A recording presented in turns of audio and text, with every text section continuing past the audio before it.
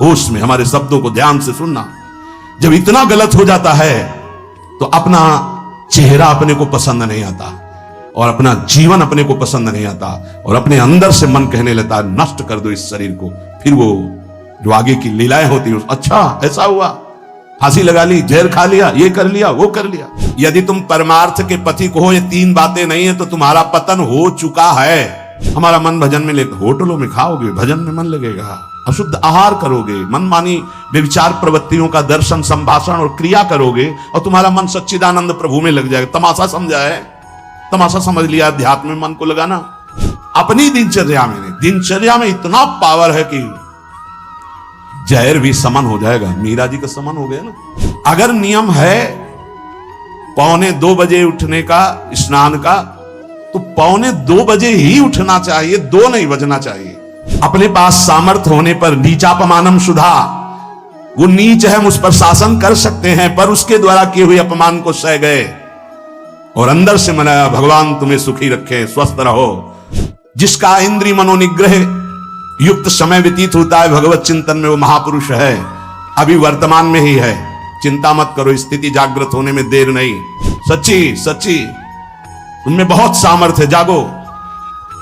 अगर झुक गए तो रौंद दिए जाओगे।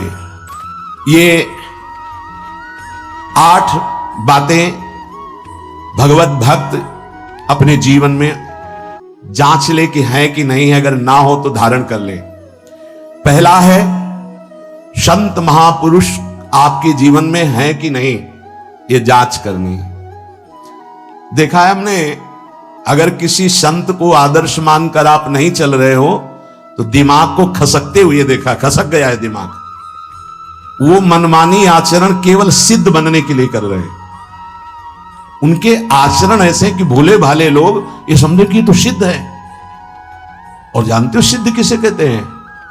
ब्रह्म भूता प्रसन्नात्मा न सोचति न कांक्षति समः सर्वेषु भूतेषु मद भक्तिम लभते पराम निर्माण मोहा जित संग दोषा अध्यात्म नित्या विनिवृत्त कामा द्वंद्वरि विमुक्ता सुख दुख संगई गच्छन्त मूढ़ा।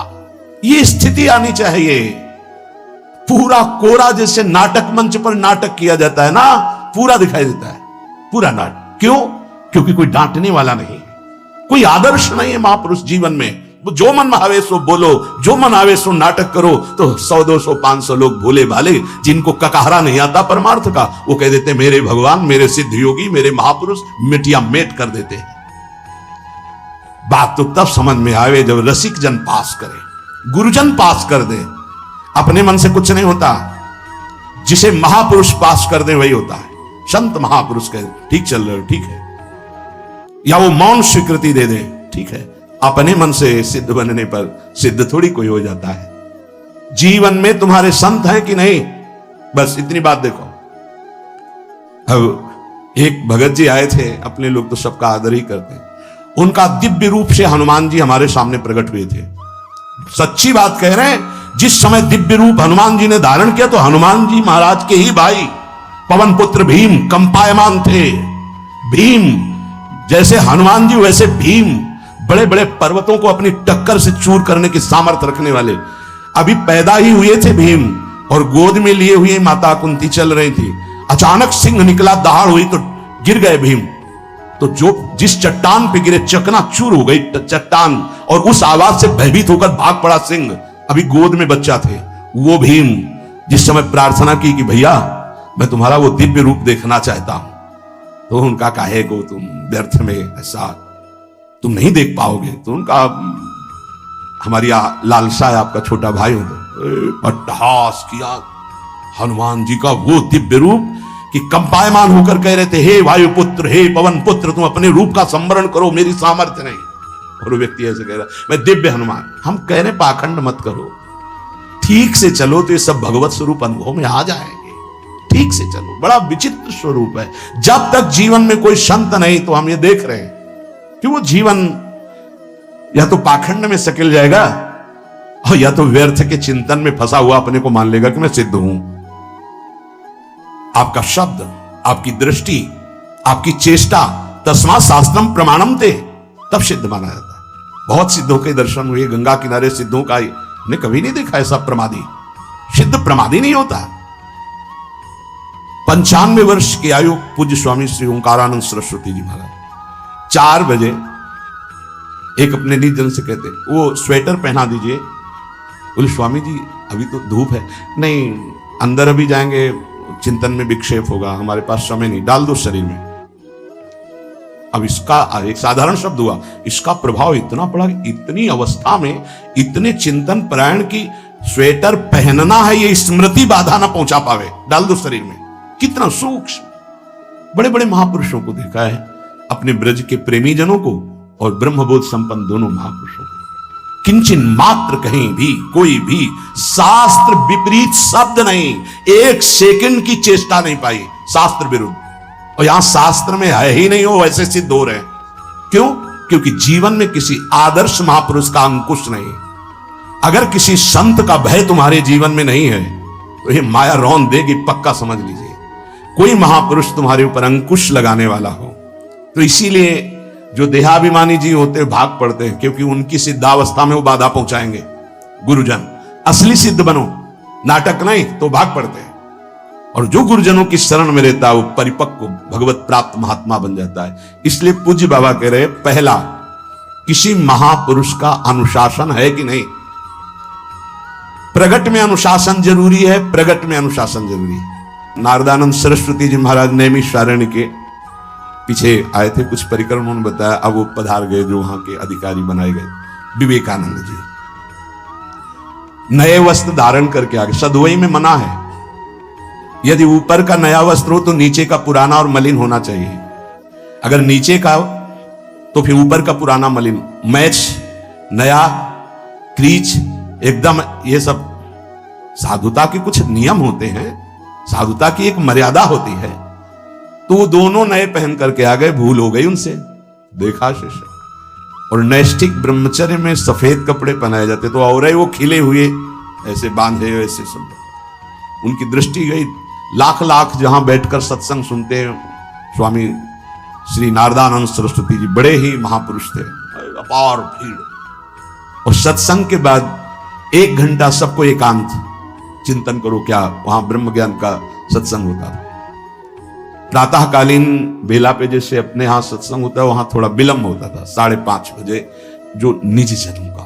वो योग वासिष्ठ से कैसे तुम्हें बताएं, जो उस सभा में बस यही लगता है कितनी जल्दी देह राख छूटे और अपने स्वरूप में महापुरुषों का वचन का प्रकाश होता है। एक सत्संग होता था सामूहिक सब लोगों का, एक होता था पर्सनल, जो दिव्य साधक हैं केवल वही बैठ सकते हैं, अन्य नहीं। ऐसे पूज्य बाबा के यहां भी हो, एक होता था पर्सनल ज्ञान का और एक होता था सामूहिक प्रवचन। तो उस समय सामूहिक सत्संग चल रहा था, काफी सब समाज लाखों की थी, देखा दूर से लोग। एक शिष्य से कहा गौशाला में जाओ, गोबर को गीला कर दो। उनसे कहा विवेकानंद गोबर की छवियां भर करके यहां खड़े हो सत्संग के पास, वहां नन नच हो नहीं सकता। और गीला गोबर तो जो 2 घंटा सत्संग हुआ पूरा टप टप ऐसे कपड़ों में, पूरी हालत बिगड़ गई।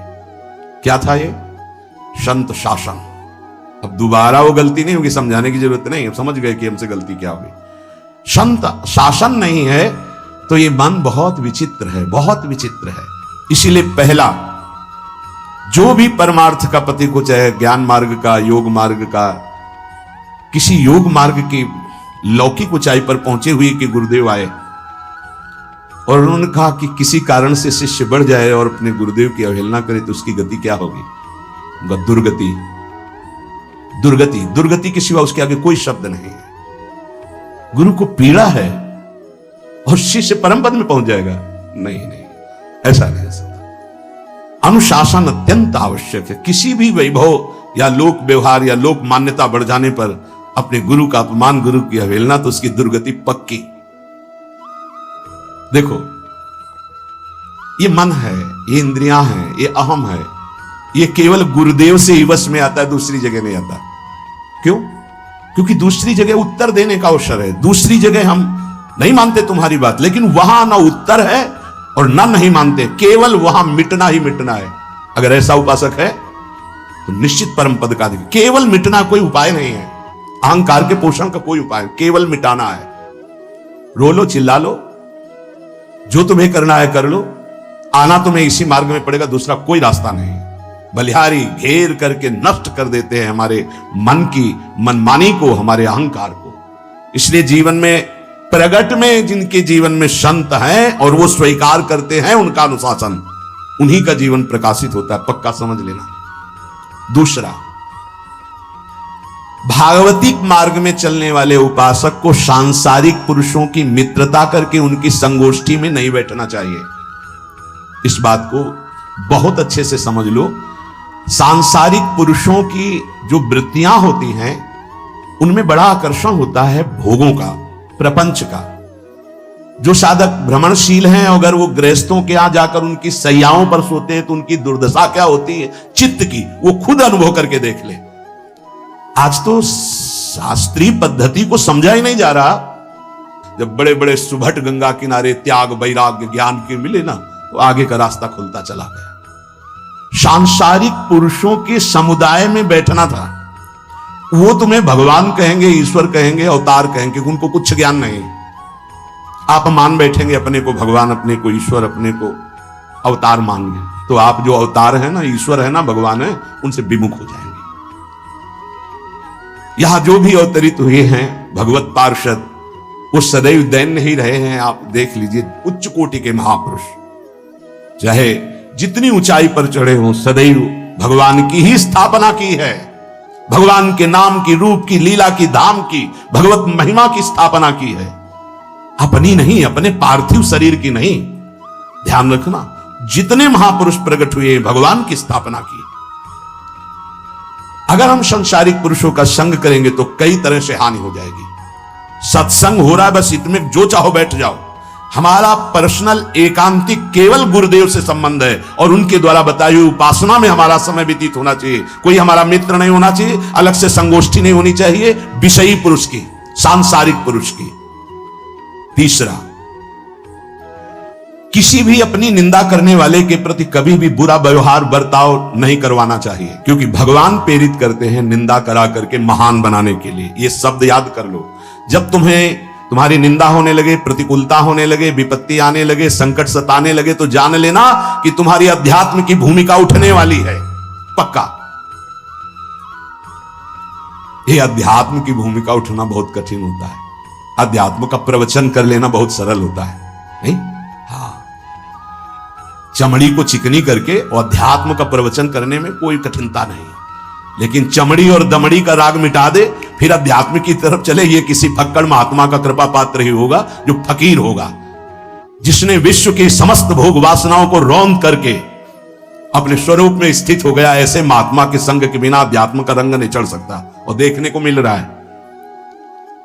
जब तक हमें अध्यात्म का परिचय नहीं है, तब तक कहीं भी हम राजी हो जाते हैं। अरे राजी होने को तो टाकीज के सामने देखो जाके, हजारों की भीड़ लगती, लाइन में खड़े होते हैं, पैसा देते हैं, और क्या देखने जाते हैं? झूठा तमाशा। उनको आप क्या कहोगे? ज्ञानी कहोगे? सत्संगी कहोगे? भीड़ का इकट्ठा हो जाना कोई अध्यात्म का चमत्कार नहीं होता। तो अध्यात्म का चमत्कार तो अंतर की वृत्ति का परिवर्तन हो जाना होता है। नहीं तो अगर एक नृत्य करने लगे ना, तो हजारों उसको देखने खड़े हो जाते हैं। फिर 14 संगीत बज रहे हैं, फिर इसके बाद अगर हजारों में बैठे मनोरंजन कर रहे हैं, तो इनका कोई महत्व तो नहीं। अगर एक महात्मा कह देता है कि तुम वास्तविक भगवत मार्ग के पथिक हो, तो धन्य हो गया जीवन। और 1 करोड़ लोग कह दे कि परमार्थ का पथिक है, तो मान्यता नहीं मानी जाएगी। ये अध्यात्म है, अध्यात्म। इसीलिए कह रहे हैं कि सांसारिक पुरुषों की संगोष्ठी में रति न करे। तीसरी, अपनी जब कोई निंदा करे तो उसका भला जरूर मना देना, बुरा मत मना देना, नहीं तो अध्यात्म छूट जाएगा। अपने पास सामर्थ्य होने पर नीचापमानम सुधा, वो नीच है, उस पर शासन कर सकते हैं, पर उसके द्वारा किए हुए अपमान को सह गए और अंदर से मनाया, भगवान तुम्हें सुखी रखे, स्वस्थ रहो, और कभी भी हम आपका विरोध नहीं करेंगे। जब अवसर मिले तब फिर हमारी निंदा करना, भगवान तुम्हें स्वस्थ रखे, तुम्हारा कभी अमंगल ना हो। ध्यान रखना, अध्यात्म। चौथा, अपने मुख से कभी किसी की निंदा ना करना। निंदा व्यक्तिगत नाम लेकर के की जाती है, सिद्धांत सार्वभौम वर्णन होता है। जैसे यहां हम कह रहे हैं, वो निंदा सिद्धांत के विपरीत आचरण में जो चलते हैं उनकी है। कौन है? नाम नहीं है, रूप नहीं है, सिद्धांत में चलना एक ये मार्ग है, सिद्धांत से बिलक चलना ये पाखंड है। पाखंड और दंभ की निंदा होती, और सत्य की कोई निंदा करे तो वो प्रकाशित होता है। सत्य निंदा से ढकता नहीं। जैसे कोहरा थोड़ी देर के लिए सूर्य को ढकने का नाटक कर सकता है, लेकिन सूर्य जब प्रकाशित होगा तो कोहरे की धज्जियां उड़ जाएंगी। पांचवा, मान लेने की इच्छा का त्याग करके अपने समीप जो भी आवे, छोटा बड़ा सबको प्यार और मान देना। ये 8 अच्छे उपासक में सब लक्षण पाए जाते हैं। दूसरों को मान देने का स्वभाव रखना, चाहे छोटा बच्चा ही क्यों न हो। ये नहीं कि धनी मानी बड़ा आकर के धन राशि दे रहा है तो उसका सम्मान हो रहा है, और छोटा प्रणाम कर रहा है उसकी तरफ देखा भी नहीं जाए। नहीं, बच्चे से लेकर कोई भी सबको एक ही प्यार की दृष्टि से देखना, भगवत भाव से देखना, अपने को मान रहित और दूसरों को मान देने का स्वभाव बना देना। छठवां, अपनी इंद्रियों को सदाचार परायण रखना। इंद्रियां ये सदैव व्यभिचार की तरफ भागती हैं। नेत्र व्यभिचार दोष, बार बार दूसरों के प्रति देखना आकर्षणकारी, कैसा भी दोष अंदर का भाव हो, नेत्र दोष। दूसरों की बातें सुनना, श्रवणेंद्रिय दोष। वाणी से दूसरों की चर्चा करना, वाणी, ऐसे हर इंद्रिय अपने व्यभिचार में जाना चाहती है। सदाचार परायण उपासक होता है। कल की बात है, कल चिंतन हो रहा था श्रीमद् भगवद गीता जी का। अगर उपासक में सदाचार इंद्रियों की पवित्रता नहीं है तो ढकोसला के सिवा कुछ नहीं रहेगा। ये अच्छे से समझ लो। इंद्रियों का विलास चल रहा, खुला दिखाई देता है, खुला एक दृष्टि होती है, उसमें दिखाई देता है। अंतर में ब्रह्म बैठा हुआ शांत मौन है, और ये समझ नहीं पा रहा, केवल नाटक पे लगा हुआ है। अपना मन, अपनी इंद्रियां यदि संयम में नहीं है, सदाचार में नहीं है, तो ढकोसला ही है, आडंबर ही है, नाटक ही है। पक्का समझ लीजिए। अगर वो संयमी नहीं है, जितेंद्रीय नहीं है, मनोनिग्रही नहीं, तो अध्यात्म क्या है? क्या प्रवचन हो रहा है? किस बात का प्रवचन हो रहा है? जो अनुभव हुआ उसका हो रहा है, शास्त्र सम्मत हो रहा है। जितेंद्रियता नहीं, इंद्रिय निग्रह नहीं, मनोनिग्रह नहीं। छठवां, सदाचार परायण, अर्थात इंद्रिय और मन शास्त्राज्ञा के अनुसार चले। जिसका इंद्रिय मनोनिग्रह युक्त समय व्यतीत होता है भगवत चिंतन में, वो महापुरुष है।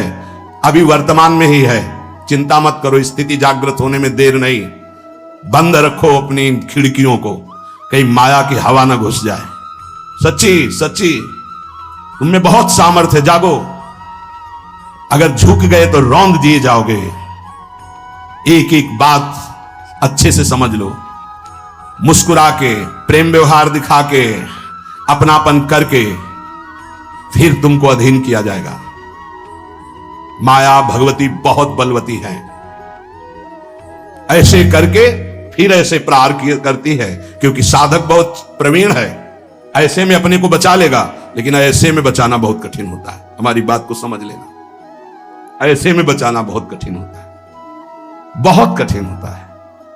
समर्पण का मिश, सेवा का मिश, अपनापन का मिश। हमारी इंद्री, हमारा मन बहुत धोखेबाज है, हमें कोई धोखा नहीं दे सकता। ये हमारा मन, हमारी इंद्रियां हमको धोखा देती है। साधु, साधक, परमार्थ पथिक, भक्त इस बात से परम सावधान। सदाचार और सरलता, संयम के साथ हमारा समय व्यतीत होना चाहिए। किसी के गवाही की जरूरत नहीं है, किसी के प्रमाण की जरूरत नहीं। आप खुद अपने हृदय की भूमिका को नाप लीजिएगा, कितनी ऊंचाई पर चढ़ रहे हो, आपको खुद अनुभव में समझ में आ जाएगा। जो इंद्रियों का गुलाम, मन के द्वारा भ्रष्ट आचरण करने वाला है, कुछ भी हो, कोई भी हो, कहीं भी हो, दुर्गति शब्द से ही संबंध है। जीते जी दुर्गति, फिर फांसी ऐसी लगे तेषम दुख न हो। सच्ची मानना, जब गलत हो जाता है आचरण, तो अपना मन अपने को कहता है नष्ट कर दो, ये जीवन किस काम का। होश में हमारे शब्दों को ध्यान से सुनना। जब इतना गलत हो जाता है तो अपना चेहरा अपने को पसंद नहीं आता, और अपना जीवन अपने को पसंद नहीं आता, और अपने अंदर से मन कहने लगता है नष्ट कर दो इस शरीर को। फिर वो जो आगे की लीलाएं होती है, अच्छा ऐसा हुआ, फांसी लगा ली, जहर खा लिया, ये कर लिया, वो कर लिया। वो इन्हीं इंद्रिय और मन की फिसलन को नहीं सह पाया। अच्छा, किसी महापुरुष का शासन नहीं था, नहीं, उस चूक में भी बचत हो जाती है। एक बहुत बड़े महापुरुष के समीप रहने वाले से चूक हो गई, तो उन्होंने अपने आसन के पास आसन लगवाया। सब साधकों ने कहा कि बहुत बदनामी होगी, क्योंकि आपका नाम आगे है और वो आपके आश्रित है, ऐसा किसी महापुरुष को। उनका तुम क्या समझते हो, ये माया है, चूक हो गई, अब इसको कभी चूक नहीं होगी, ऐसा बना देंगे, कभी त्रुटि नहीं होगी, इसको ऐसा बना देंगे। और वो फिर ब्रह्मावर्त बिठूर में रहे, और बहुत अच्छे महात्मा हैं, अब भी हैं। अगर संत का शासन है और आपसे चूक भी हो जाती है तो ऐसा बना देंगे कि दोबारा चूक नहीं होगी। पर इंद्रिय और मन को छूट देकर मनमानी आचरण करने वाला कभी साधक नहीं हो सकता, पक्का। और आप सच्ची मानना, आपकी एक बार इंद्रिय मन छूट हो गई तो जिंदगी भर दबे रहोगे, दहाड़ने लायक नहीं रहोगे। माया तुम्हारे को सदैव कोसती रहेगी, तुम्हारा हृदय जलता रहेगा। ऐसा कैसे हो गया, ऐसा कैसे हो गया। जब ऊंचाई की तरफ सोचोगे तो सामने वो अगर प्रायश्चित करके मिटा दिया है तो बात है, नहीं तो वो कर्म सामने आ जाएगा। लगेगा नहीं, हम इसी ऊंचाई लायक नहीं, हम इस ऊंचाई लायक। आपसे प्रार्थना कर रहे, अगर चूक हो गई हो तो उसको मिटा दो, नहीं आगे बढ़ने में बाधा पहुंचा देगा। अपने गुरुजनों से सलाह करके उसका प्रायश्चित कर लेना चाहिए। अगर गुरुजन कर दे जाओ कुछ नहीं तो कुछ नहीं, खत्म खेल, वो निपटा देंगे, वो करुणामय है, उनमें बड़ी सामर्थ्य है। पर छठवां सूत्र, सदाचार, संयम, जितेंद्रियता, मनोनिग्रह साधक में होना ही चाहिए। जो साधक एकांत में मनोरंजन करके अपने जीवन को नष्ट कर रहे हैं, अच्छा होता गृहस्थ धर्म में रहते, बाल बच्चे पैदा करके मेहनत करके धर्म पूर्वक कमाते और समाज की सेवा करते। यदि अखंड ब्रह्मचारी वैराग्य मार्ग के पथिक हो तो चूक ना होने पावे प्रार्थना करते हैं। इंद्रियों को शिथिल ना होने देना, मन को शिथिल मत होने देना, नहीं तो ऐसा बंधन ये बांध देते हैं कि बड़े बड़ों को सर झुकाकर चलना पड़ता है। रौंद देती है माया, ध्यान रखना, सर उठाने लायक नहीं रह जाता। अगर इंद्रिय जन्य भोगों का आकर्षण नष्ट कर दे तो अपना मन अपने को जलाता रहता, धिक्कार देता रहता। कैसे हो गया ऐसे, तो कैसे हो गया। कीन हो इसका बहु अभिमाना, सुख हो वंचा कृपा निधाना। कहीं अभिमान हो गया कि मैं ब्रह्मचारी हूं, मैं जितेंद्री हूं, मैं मनोनिग्रही हूं, तो ठाकुर जी ने दाना फेंक दिया, देख भला मनोनिग्रही है तो मत चुन। लेकिन कृपा पात्र साधक पुनः अपने आप को सावधान करके सदाचार में ही स्थित रहे। आज सदाचार को समझा ही नहीं जा रहा कि सदाचार है क्या। सातवां, किसी भी पद को साधक कभी स्वीकार न करे। समाज में बड़े पद मिलते हैं, यहां भगवत प्राप्ति की वार्ता हो रही। किसी भी पद, किसी भी सम्मान को स्वीकार न करें। ये सब उपाधियां हैं, अगर उपाधियां स्वीकार की तो उपद्रव शुरू हो जाएंगे। कोई उपाधि स्वीकार न करो तो इतने महान बन जाओगे कि पूरे विश्व में तुम ही होगे। ये भी बात याद कर लो, कोई भी छोटी मोटी उपाधि स्वीकार की तो उस महान को नहीं प्राप्त कर पाओगे। विश्व में तुम ही होगे, या तो ज्ञान में तो एक तुमसे बड़ा कोई है नहीं, और अगर भक्ति में तो तुमसे छोटा कोई नहीं, तो विश्व में तुम ही तो हुई है ना। सब बड़े और आप छोटे, विश्व में आप प्रणादपि सुनीचेन, और ज्ञान तो हम ब्रह्मास्मि, सबको समेट लिया अपने में, एक के सिवा दूसरा कोई नहीं।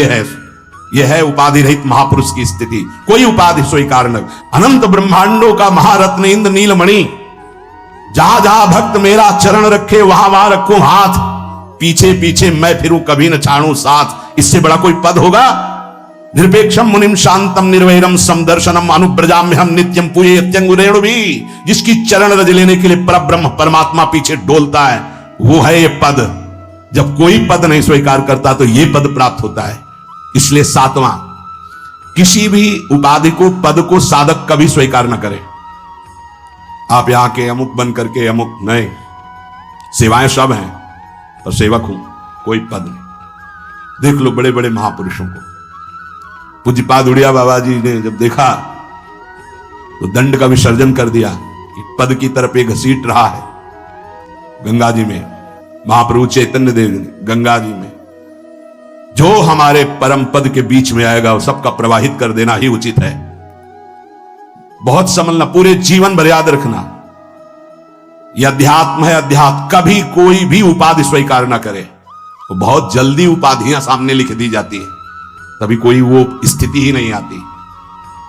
उपाधि हमारे ब्रजमंडल में एक से एक महापुरुष हुए हैं। बाबा प्राण धन रहे हैं, कितने संत महापुरुष, और उनको यहां प्यार से ब्रजवासी जन मेरो बाबा, प्रिया प्रीतम के लाडले।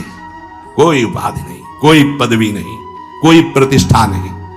और आठवां, ये आखिरी, किसी भी परिस्थिति में अपने आराध्य देव का चिंतन ना छूटने पावे। पूर्णता, ये तभी हो सकता है जिसके जीवन में ये तीन बातें हैं।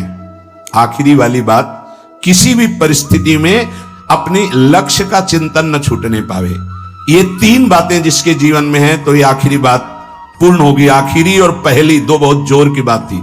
पहली थी किसी संत महापुरुष का शासन, और पूर्णता आई किसी भी परिस्थिति में अपने लक्ष्य का चिंतन न छूटना। बीच में अपने आप सब आ जाएगा। तीन बातें, पहली व्यवहार शुद्धि, दूसरी नियम निष्ठा, और तीसरी प्रतिज्ञा पालन। तुम चाहे जिस संप्रदाय के हो, जिस वर्ण के हो, चाहे जिस आश्रम के हो, और चाहे जो हो, यदि तुम परमार्थ के पथिक हो, ये तीन बातें नहीं है तो तुम्हारा पतन हो चुका है। पतन हो जाएगा नहीं, नाप लो, तुम्हारा पतन हो चुका है। पहला, व्यवहार शुद्धि। आपका जीवन किस मार्ग का पथिक है? बोले गृहस्थ।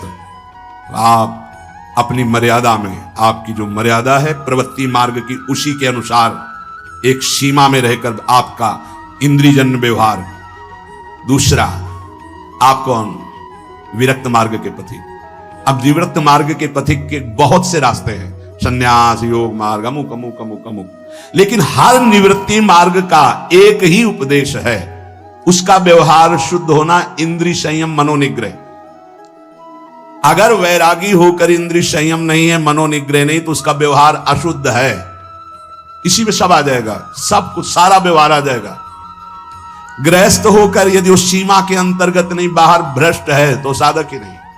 विरक्त होकर यदि उसका व्यवहार शुद्ध नहीं, देखो चूक हो जाना अलग बात होती, हो गई गलती, सुधार कर लो, पूरे जीवन में पुनरावृत्ति ना हो। हमारी आखिरी श्वास तक भगवत प्राप्ति का रास्ता शास्त्र देता है। अगर आपसे चूक हो गई, अभी तक समय बर्बाद हो गया, अब सुधार लो, अब बना लो। बहुत बड़ी फिसलन माया की है। अगर आपको समझ में आ गया कि अब हमें सुधरना चाहिए, आज से सुधर जाओ, आज से भगवत प्राप्ति हो जाएगी। बड़ा अनुभव हो जाएगा आपको कि पीछे में ऐसा, अब आगे चल करके ऐसा भगवत कृपा से हो गया। व्यवहार शुद्धि। व्यवहार शुद्धि, एकांत शुद्ध। एकांत बहुत पवित्र होना चाहिए। व्यवहार प्रगट में जब समाज में होगे तो है ही। ये बात बार बार हम इसलिए बोल रहे हैं कि परमार्थ का पथिक बाहरी व्यवहार की शुद्धि तो दिखा देता है, लेकिन आंतरिक बहुत अशुद्ध आचरण होते हैं। इसीलिए अध्यात्म की उन्नति नहीं होती। आपका शरीर पवित्र, आपके विचार पवित्र, आपका मन पवित्र, तब आप परम पवित्र भगवान से अपनापन कर पाएंगे। ध्यान रखना, आपका शरीर अपवित्र, आपके विचार अपवित्र, आपका मन अपवित्र, आप ऐसी भगवत प्राप्ति कर लेंगे। जहां मन आया वहां खा लिया, जो मन आया वो देख लिया, जो मन आया वो छू ले, ऐसी भगवत प्राप्ति हो पाएगी। ये जो हमारा मन भजन में लेकर, होटलों में खाओगे, भजन में मन लगेगा, अशुद्ध आहार करोगे, मनमानी व्यभिचार प्रवृत्तियों का दर्शन, संभाषण और क्रिया करोगे, और तुम्हारा मन सच्चिदानंद प्रभु में लग जाएगा। तमाशा समझा है, तमाशा समझ लिया, अध्यात्म में मन को लगाना। आहार शुद्ध नहीं, विचार शुद्ध नहीं, आचरण शुद्ध नहीं, चार लोग बैठे हैं, उसी में अपनी इंद्रियों को बार बार तुम आकर्षण, शरीर आकर्षण की तरफ ले जा रहे, दिखाई नहीं दे रहा है? क्या स्थिति तुम्हारी? बात करेंगे, ब्रह्म ज्ञान के नीचे बात ही नहीं। अरे कुछ नहीं, संयम से चलो, सदाचार से चलो, पवित्रता से चलो, तो कोई संशय ही नहीं रह जाएगा। पर संयम, सदाचार, पवित्रता, ये सब केवल ग्रंथों में लिख रहे हैं, पर अपने तो सौभाग्यशाली है ना, चल सकते हैं। अपने को अवसर मिला है। जो नहीं चल पा रहे हो, कम से कम सुन तो रहे हैं, चलने की तैयारी कर रहे हैं। लेकिन आप लोग तो चलने की तैयारी नहीं, चल चुके हैं। आप अपने को बचा लीजिए, आप अपने को संभाल लीजिए। पूज्य बाबा कह रहे हैं व्यवहार शुद्धि, नियम निष्ठा, प्रतिज्ञा पालन नहीं, तो वो पतित हो चुका है। पतित हो जाएगा नहीं, पतित हो चुका है। दूसरा है नियम निष्ठा, जो तुम्हें गुरु ने दी है या स्वयं धारण की है, दोनों बातें होती। जब कितना, कौन कौन सी दिनचर्या के नियम, कितना पाठ, क्या सेवा, इनका नियम होता है। हमारा नियम है इतने बजे उठ जाना, हमारा नियम है ये पाठ करना, हमारा नियम है ये करना। उन नियमों को कोई देखे ना देखे, हमें प्राणपण से पालन करना है। अपनी दिनचर्या में, दिनचर्या में इतना पावर है कि जहर भी समन हो जाएगा। मीरा जी का समन हो गया ना, तो आप कहोगे वो तो मीरा जी थी, तो मीरा जी में क्या था? मेरे तो गिरधर गोपाल दूसरों न कोई। लाओ तुम भी मीरा जी बन जाओगे। मेरे तो गिरधर गोपाल दूसरों न कोई। तो जहर जिससे प्रकट हुआ है, जहर भी तो उसी से प्रकट हुआ है ना, परमात्मा तत्व से ही। वो औषधि भी उसी से है। धन्वंतरी जी ने शोध करके कहा, अच्युत गोविंद हरि इन नामों को जो निरंतर जपता है कोई प्रभाव नहीं डाल सकता, विरोधी भाव कोई प्रभाव नहीं डाल सकता। समस्त औषधियों की परम औषधि भगवान नाम। मीरा जी की जिभ्या पे नाम, हृदय पे नाम, प्रहलाद जी की जिभ्या पे नाम, हृदय पे नाम। कहा बड़े बड़े सर्पों से डसवाया, विष पिलवाया प्रहलाद जी को। क्या तुम इसी महामहिम मार्ग के पथिक बने हो जिसमें प्रहलाद जी चले, जिसमें देवर्षि नारद जी हैं, जिसमें बड़े बड़े महापुरुष हैं, उसी मार्ग के पथिक हो। हम में कमी ये हो गई कि हम वैसे नहीं चल रहे जैसे चलना चाहिए। नियम पर बहुत ध्यान दीजिए। अगर नियम है 1:45 बजे उठने का, स्नान का, तो 1:45 बजे ही उठना चाहिए, 2 नहीं बजना चाहिए। ये नियम में बहुत बड़ी ताकत होती कि आपके नेत्र फट से खुलेंगे घड़ी में तो 1:45 ही होगा। हमने तो 1:45 तो स्नान करने के लिए निकल जाते। नियम निष्ठा, जप का, पाठ का, श्री जी की सेवा का, ये सब नियम, खान पान, ये सब नियम के हमारा नियम है। हम इतना पाएंगे बस, हमारा नियम हम ये नहीं पाते। हमारा नियम है हम इतना सोते, इतना जगते। इस वजह साधक का नियम, नियम निष्ठा और प्रतिज्ञा पालन, इसमें चूक नहीं होनी चाहिए। इसमें चूक हो जाती है, इसलिए सुकृत नष्ट हो जाते हैं। जैसे कहा गया आज के बाद हम ये नहीं करेंगे, कुछ न कुछ साक्षी किया जाता है। मैं गुरुदेव को साक्षी, मैं आराध्य देव को साक्षी, या मैं इस समय को साक्षी करके कहता हूं, या देवता साक्षी हैं। जैसे भीष्म जी ने कहा, समस्त दिशाएं और लोकपाल समस्त देवता साक्षी हैं, मैं आज नियम लेता हूं, आज जीवन अखंड ब्रह्मचारी रहूंगा। ऐसे कुछ प्रतिज्ञाएं होती हैं जिनको कसम कहते हैं। ये आजकल के लोग सुबह कसम खाए, शाम के तोड़ दिए, या मंगल को खाए, बृहस्पति को तोड़ दिए। इनकी बड़ी दुर्दशा है, सुकृत नष्ट हो जाते हैं। अपने लोगों से बड़ी गलती हो जाती है। सहसा कोई प्रतिज्ञा करो मत। हम प्रयास कर रहे हैं, छोड़ देंगे। हम प्रयास करते हैं, ऐसा नहीं करेंगे। हम प्रयास करते हैं, ऐसा। प्रतिज्ञा अगर ले लो तो यह ध्यान रखो कि आपके पुण्य नष्ट हो जाएंगे यदि प्रतिज्ञा आपने तोड़ दी। कसम, प्रतिज्ञा, ये सब एक ही बात कही जाती है। तृण छू के शपथ पूर्वक मैं कहता हूं कि आज के बाद ऐसा कभी नहीं, या सामने किसी भगवान मंदिर में आज के बाद में ऐसा, या गुरुदेव, अब तो देर नहीं लगता, कसम खा लेते हैं, तोड़ लेते हैं। हमारी प्रार्थना है मत खाना कभी कसम। कसम नहीं खानी चाहिए, प्रार्थना है। आपसे कोई कहता है कसम खाइए, छोड़ दीजिए, नहीं कसम नहीं खाऊंगा, पर प्रयास करूंगा आज के बाद बिल्कुल नहीं ऐसा हो, पूरा प्रयास करूंगा। प्रयास सफल होगा फिर हम आपसे कसम खा लेंगे। अभी हमें कुछ महीने के लिए छूट दीजिए, मैं बिल्कुल नहीं करूंगा, पर कसम नहीं खाऊंगा, प्रयास कर रहा हूं। कसम ऐसे मत खाओ, प्रतिज्ञा ऐसे मत लो। यदि प्रतिज्ञा ले ली तो चाहे प्राण निकल जाए, अब नहीं, ये ध्यान करिए। अगर 3 बातें साधक में हैं तो परिपक्व अवस्था आने में देर नहीं लगेगी, 8 लक्षण आ जाएंगे। पहला, व्यवहार पवित्र शुद्ध। दूसरा, जितने नियम लिए हैं निष्ठापूर्वक निर्वाह। तीसरा, प्रतिज्ञा करिए मत, और कर ली प्रतिज्ञा तो जीवन चाहे नष्ट हो जाए प्रतिज्ञा नहीं टूटेगी। जैसे ये प्रतिज्ञा ही है वैराग्य भेष, इसमें कसम खाई नहीं जाती, स्वाभाविक कसम है। अब देख लो इसके निर्वाह का क्या जीवन होता है। ये हर समय हमको याद दिलाता रहता है कि तुम बैरागी हो, विषयी नहीं हो, तुम महात्मा हो, साधारण जीवात्मा नहीं हो, तुम भगवत मार्ग के पथिक हो, तुम सांसारिक मार्ग के नहीं हो। अब बस इस एक प्रतिज्ञा का पालन कर लो, भगवान मिल जाएंगे। ये हर समय उपदेश देता रहता है। जब भगवावस्त्र धारण कराया गया था तो यही कहा गया था, जब संन्यास वेश, ध्यान रखना है काषाय वस्त्र की मर्यादा को रखना। ये वेश है, ये पवित्र वेश है, ये त्रिभुवन पावन करने वाला वेश है। इसको समझते रहना, ये हर समय तुम्हें जागृत रखेगा कि तुम किस मार्ग के पथिक हो। तो आज के सत्संग का जो सार सूत्र, संत महापुरुषों का आश्रय, उनका शासन स्वीकार करना, सांसारिक पुरुषों से मित्रता न करना, ना सांसारिक चर्चा संगोष्ठी करना, किसी जो हमारी निंदा कर रहा है किसी भी तरह से उसको कष्ट देने की भावना ना बनना, अपनी वाणी से कभी किसी की निंदा न करना, छोटे से बच्चे को भी मान देने का स्वभाव रखना, किसी से सम्मान प्राप्ति की इच्छा न रखना, सदाचार सरलता के साथ तुम्हारा संयम जितेंद्रियता पूर्वक समय व्यतीत होना चाहिए। प्रतिष्ठा, किसी भी तरह की पद उपाधि साधक जीवन में स्वीकार न करे। आखिर निरंतर अपने लक्ष्य का चिंतन करे।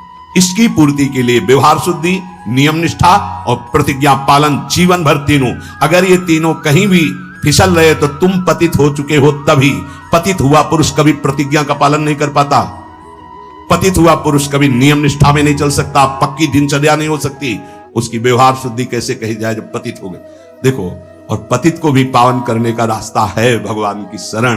अब भी आपके पास चांस है, आप अपने को भगवत प्राप्त महापुरुष बना सकते हैं, आप अपना जीवन परम कल्याण कर सकते हैं, आप जीवन मुक्त हो सकते हैं। इसलिए सच्चे अच्छे पवित्र आचरण करो और नाम जप करो, प्रभु सब संभाल लेंगे, सब भूल मिटा देंगे, सब पाप आचरण नष्ट करने की सामर्थ्य हमारे प्रभु में। अभी तक जो हुआ वो हुआ, अब हम अपने को इस गुलामी से मुक्त करें। काम क्रोध लोभ मोह मद मत्सर ये हमारे को बार बार जलन अशांति क्लेश दे रहे। अब हरि शरणम परमानंद का मार्ग हम स्वीकार करें।